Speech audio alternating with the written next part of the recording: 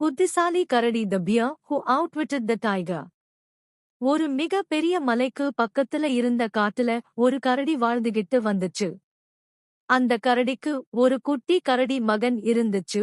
அந்த குட்டி கரடி எப்பவும் சுட்டித்தனம் செஞ்சுக்கிட்டே இருக்கும். இருந்தாலும் அந்த பெரிய கரடி நீ புத்திசாலியா இருக்க, அதனால நீ எந்த ஆபத்துல இருக்குறப்ப கூட உன்னோட புத்திசாலித்தனத்தை பயன்படுத்தி அந்த இடத்துல இருந்து தப்பிச்சிட முடியும், அதனால எப்பவும் புத்திசாலித்தனமா யோசிச்சு நடந்துக்கணும் சொல்லுச்சு. ஒரு நாள் உணவு தேடி பெரிய கரடி காட்டுக்குள்ள போச்சு. அப்ப அந்த குட்டி கரடிக்கு ரொம்ப போர் அடிச்சுச்சு. உடனே தானம் காட்டுக்குள்ள போய் பார்த்தா என்னான்னு தோணுச்சு குட்டி கரடிக்கு. உடனே மெதுவா நடந்து காட்டுக்குள்ள போக ஆரம்பிச்சுச்சு கரடி.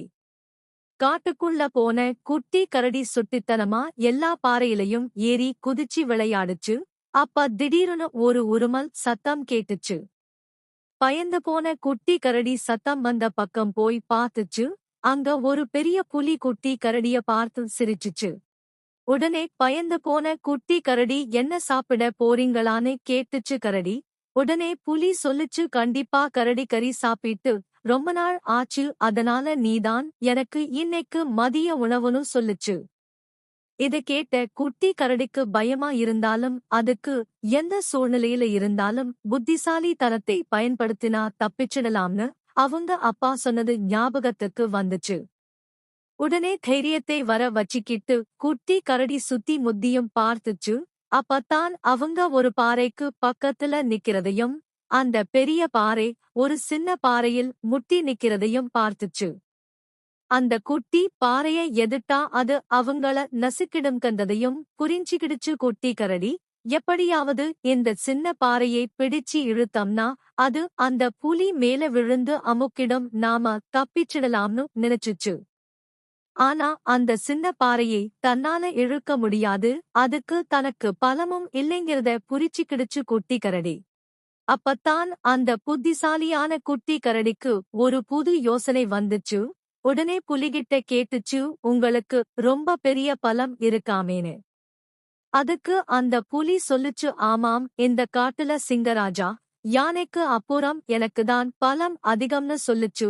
இத கேட்ட கரடி சொல்லுச்சு, நான் இன்னைக்கு உங்களுக்கு சாப்பாடா மாறினதுல ரொம்ப சந்தோஷம்.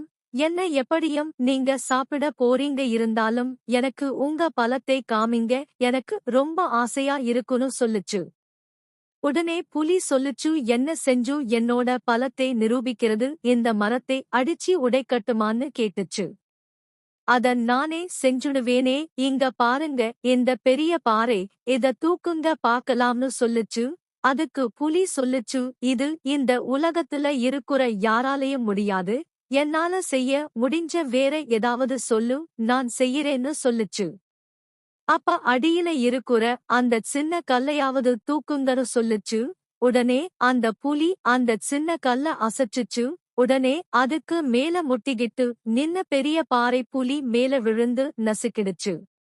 இது எதிர்பார்த்து நின்னுகிட்டு இருந்த குட்டி கரடி டக்குனோ அடுத்த பக்கம் ஓடி தப்பிச்சிடுச்சு. கொஞ்ச நேரத்துக்கு அப்புறமா அத தேடி கேட்டு தெரிஞ்சுகிட்ட கரடி புத்திசாலியான தன்னோட மகனை ரொம்ப பாராட்டுனாரு.